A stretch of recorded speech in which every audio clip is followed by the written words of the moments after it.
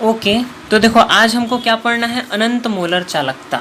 क्या देखते हैं, हेडिंग देखो क्या है हमारी, अनंत मोलर चालकता।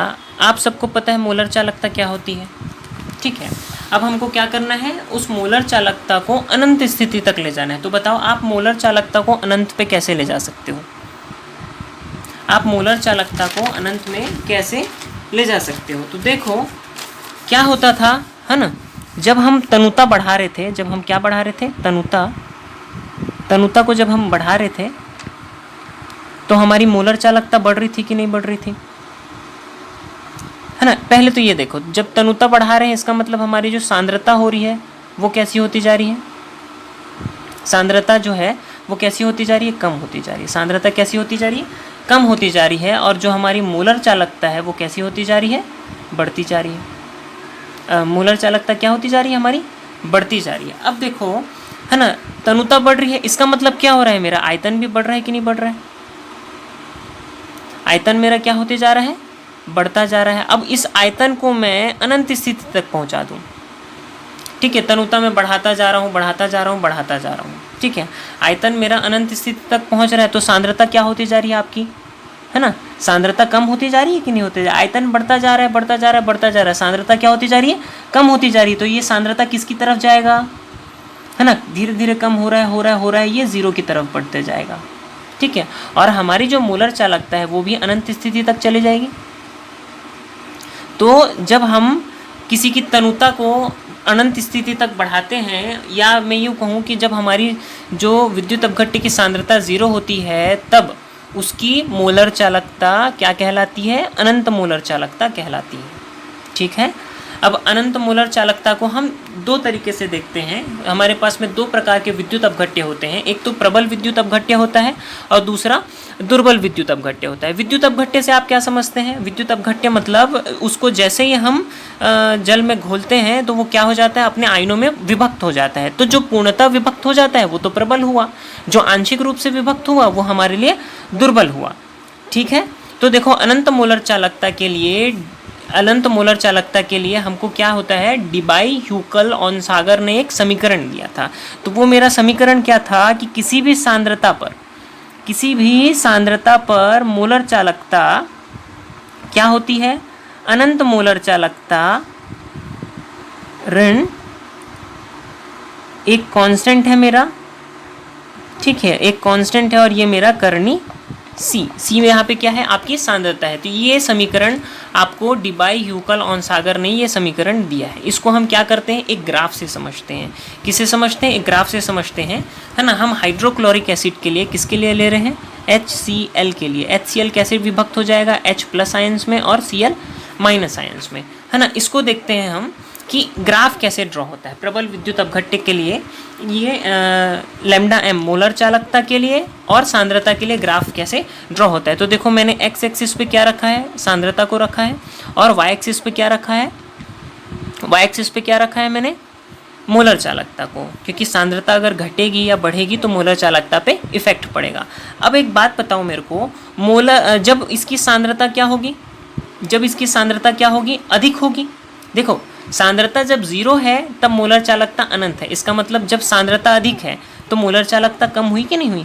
तो देखो मैं यहाँ पे मान के चल रहा हूँ, ये मेरी सांद्रता है, ये मेरी सांद्रता है, ये मेरा एक बिंदु है, यहाँ पे इस सांद्रता पे मोलर चालकता कितनी है, इतनी है। अब जैसे मैं सांद्रता कम करता हूँ, तनुता बढ़ा रहा हूँ, इसका मतलब मैं सांद्रता कम कर रहा हूँ, है ना। इसका मतलब मैं क्या कर रहा हूँ, अब मैं इस सांद्रता को मैं क्या कर रहा हूँ, कम कर रहा हूँ, ठीक है। मैंने क्या कर दिया, सांद्रता को कम कर दिया। अब देखो सांद्रता को कम किया है मैंने तो मोलर चालकता देखो मेरा बढ़ गया, है ना। ऐसे ही धीरे धीरे देखते जाओ, ये मोलर चालकता बढ़ती जा रही है आपकी, सांद्रता आप घटाते जा रहे हो, इसका मतलब तनुता बढ़ाते जा रहे हो और मोलर चालकता आपकी बढ़ती जा रही है, ठीक है। आपको इससे क्या होता है, एक आपको सीधी रेखा मिलती है आपको, है ना। ये देखो एक एकदम सीधी रेखा मिलती है, इन सभी बिंदुओं को मिलाओगे तो आपको एक सीधी रेखा प्राप्त होगी। कैसी रेखा प्राप्त होगी, एक सीधी रेखा प्राप्त होगी।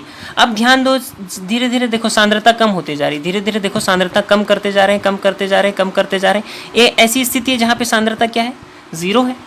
तो ये जो हमारा बिंदु होगा, यहाँ पे मेरी चालकता कैसी होगी, मोलर चालकता क्या होगी मेरी, यहाँ पे मेरी मोलर चालकता क्या होगी, अनंत होगी। यहाँ पे मेरी मोलर चालकता क्या होगी, अनंत होगी। तो ध्यान दोगे किसी भी सांद्रता पर, किसी सी सांद्रता पर मेरी मोलर चालकता क्या होगी, अनंत मोलर चालकता ऋण बी करनी सी। ये तो समीकरण है, ठीक है। प्रबल विद्युत अपघट्य कैसा ग्राफ फॉलो करता है, सीधी रेखा का ग्राफ फॉलो करता है। कैसा ग्राफ फॉलो करता है, सीधी रेखा का ग्राफ फॉलो करता है। ध्यान दो ये कैसे हमको ये समीकरण कैसे मिला, है ना। हमारा एक रेखा का समीकरण होता है। रेखा का समीकरण क्या होता है, देखो मैं इसको अलग से बता देता हूँ, है ना।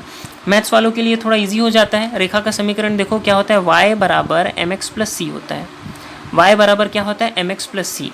x क्या है, x एक्सिस के लिए है, x एक्सिस के लिए बिंदु है ना, निर्देशांक है। और y क्या है, y अक्ष के लिए निर्देशांक है। तो ध्यान दोगे y अक्ष है ये मेरा, y अक्ष पे देखो क्या है, लैम्डा m है। देखो ये देखो मैं लिख रहा हूँ लैम्डा m, सही है, क्या है, लैम्डा m, ठीक है। ये मेरे लिए c क्या है, एक कांस्टेंट है। c मेरे लिए क्या है, एक कांस्टेंट है, ठीक है। c मेरे लिए क्या है, एक कांस्टेंट है। तो ये कांस्टेंट क्या ले रहे हैं हम, है ना, इसको मैं बताता हूँ, थोड़ा सा रुक जाओ, ठीक है। c मेरे लिए क्या है, एक कांस्टेंट है, ध्यान देना, है ना। और mx प्लस सी, ये वाली को देखो, mx प्लस सी देखो, x एक्सिस पे मैंने क्या लिया, c को लिया। यहाँ पे देखो दिख रहा है आपको, x एक्सिस पे c है। यहाँ पे देखो x अक्ष पे मैंने क्या लिया है, c लिया है, सांद्रता को लिया है। यहाँ पे देखो सांद्रता दिख रही है आपको, ये सांद्रता दिख रही है। यहाँ पे देखो ये जो ऋण चिन्ह लगा है ना, ये -b, यह हमारे लिए क्या है, m है, ठीक है। अगर ये धनात्मक होता है, तो स्लोप हमारा कैसा जाता है, ऊपर की ओर जाता है। स्लोप हमारा कैसा जाता है, ऊपर की ओर जाता है। अगर ये ऋणात्मक मिला है, इसका मतलब स्लोप कैसा आ रहा है, नीचे आ रहा है। स्लोप कैसा आ रहा है, नीचे आ रहा है, ऐसा आ रहा है, समझ रहे हो। स्लोप कैसा आ रहा है, नीचे आ रहा है, ठीक है।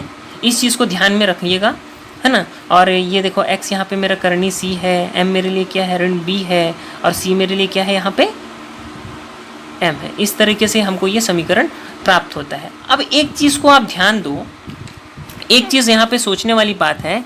जब मेरी इस समीकरण में देखो, इसी समीकरण में देखो, अब मैं क्या कर रहा हूँ, सांद्रता को, मैं मोलर चालकता को क्या कर दे रहा हूँ, अनंत कर दे रहा हूँ। इसका मतलब मैं अपनी सांद्रता को 0 कर दे रहा हूँ, देखो मैं सांद्रता को 0 कर दिया, तो मेरी मोलर चालकता कैसी हो जाएगी, मेरी मोलर चालकता क्या हो जाएगी, देखो c का मान अगर मैं 0 कर दूँ तो ये पूरा टर्म क्या हो जाएगा, अगर मैं c का मान 0 कर दूँ तो ये पूरा टर्म क्या हो जाएगा, 0 हो जाएगा, और ये मेरे को अनंत मोलर चालकता मिल जाएगी। मोलर चालकता हमारी क्या कहलाएगी, अनंत मोलर चालकता कहलाएगी। इसीलिए देखो इस y अक्ष पे देखो c का मान जहाँ पे 0 है, तो जो हमको चालकता मिली है, मोलर चालकता मिली है, उसको हम अनंत मोलर चालकता कहते हैं, ठीक है। ये प्रबल विद्युत अपघट्य के लिए है ना। ये बताना इसलिए इम्पॉर्टेंट है क्योंकि अभी आपको कोलराश नियम पढ़ना है, ठीक है। कोलराश नियम पढ़ना है, और कोलराश नियम बना किसके लिए है, वो भी अनंत मोलर चालकता के लिए बना है। प्रबल विद्युत अपघट्य के लिए ये वाला समीकरण इंपॉर्टेंट है, ठीक है, जो किसने दिया है, डिबाई ह्यूकल ऑनसागर ने दिया है, ठीक है। इसी प्रकार से हमको क्या पढ़ना है, दुर्बल विद्युत अपघट्य पढ़ना है। जो दुर्बल विद्युत अपघट्य का जो समीकरण है उसको समझाया किसने है, कोलराश ने समझाया है, ठीक है। देखो अब क्या देखते हैं हम दुर्बल विद्युत अपघट्य के लिए। दुर्बल विद्युत अपघट्य क्या होता है, वो पूर्ण तरीके से ना आयनित नहीं हो पाता है घुलने के बाद। देखो अगर ये मेरा CH3COOH क्या है, मेरे लिए दुर्बल विद्युत अपघट्य है ना। इसको आप तोड़ोगे तो ये कितने कैसे टूटेगा, CH3COO माइनस और H प्लस, सही है।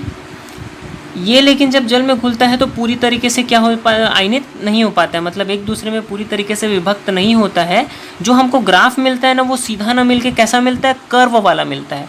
तो हम अगला पॉइंट डिसाइड नहीं कर सकते। अब देखो सांद्रता कम हो रही है, मोलर चालकता भी बढ़ रही है, यहाँ तक तो सही है सब, पर हम ये नहीं बता सकते कि ये कहाँ पे जाने के बाद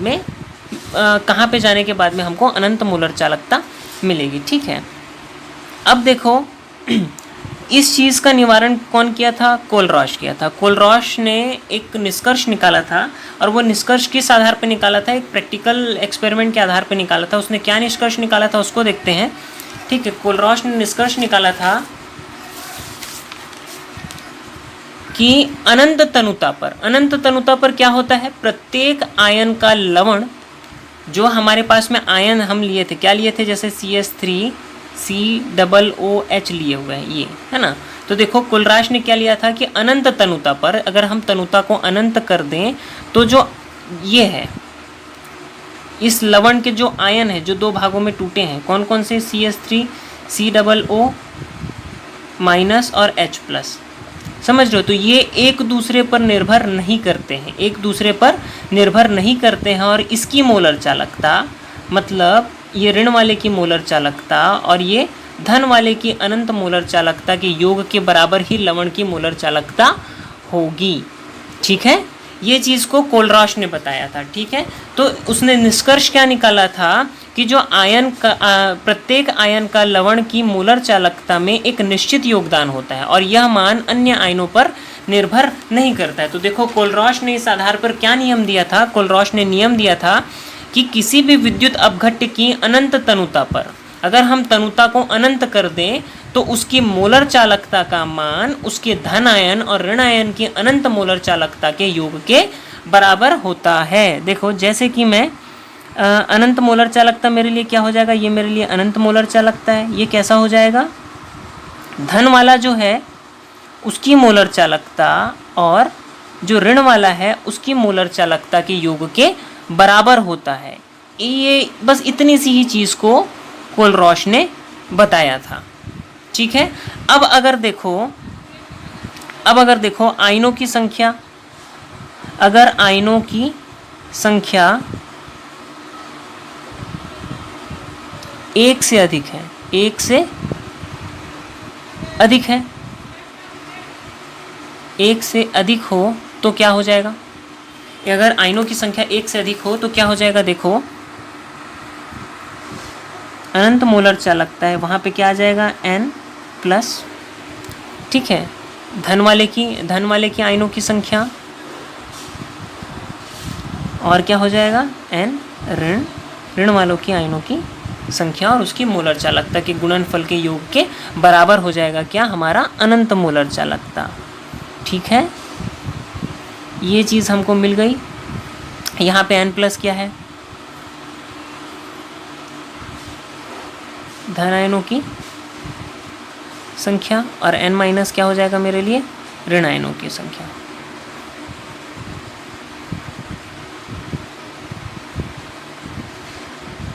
ठीक है, अब अगर आपको इनके मान दिए गए हैं तो आप अनंत मोलर चालकता निकाल सकते हैं। ठीक है, अब हमको अनंत, देखो कोलराश के नियम के ना 4-5 प्रयोग हैं, इसमें से एक तो ये अनंत मोलर चालकता ही निकालना है ना।